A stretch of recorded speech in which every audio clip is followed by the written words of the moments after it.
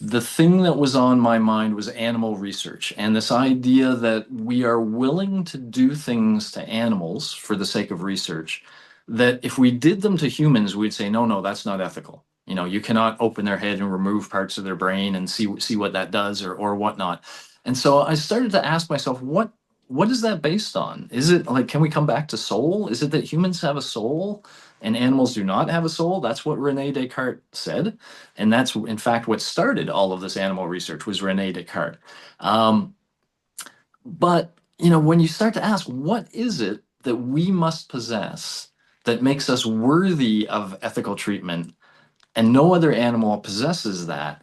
That got me thinking more and more, and I couldn't come up with an answer. I couldn't, like, even when it's self-awareness. So when we in psychology try to study things like consciousness, again, as you said at the beginning, consciousness is such a big term, means so much. We start by reducing it, and so one of the things we've reduced it to is self-awareness. Are you aware of yourself? And there's an interesting um, technique for studying that. It's called the mirror test or the Rouge test. And literally, there's a bit of a story behind this, but I won't give you the whole story. But the idea is they would take animals, and when the animals were anesthetized, say for dental surgery or something, they would put a mark, maybe a mark here and maybe a mark here on their face. Um, but these marks would be odorless, they'd be tactileless. When the animal woke up again, you allow it to see its reflection in a mirror. So a lot of animals will react to their reflection in weird different ways. But if you try this with a chimpanzee, chimpanzees get used to mirrors. They start to interact with mirrors like they're tools. They'll do things like open their mouth so they can see inside their teeth and stuff. And when you do this mark thing with them, when they wake up and look in the mirror, they'll look in the mirror and you can count how often do they touch this versus this, which would be your sort of control.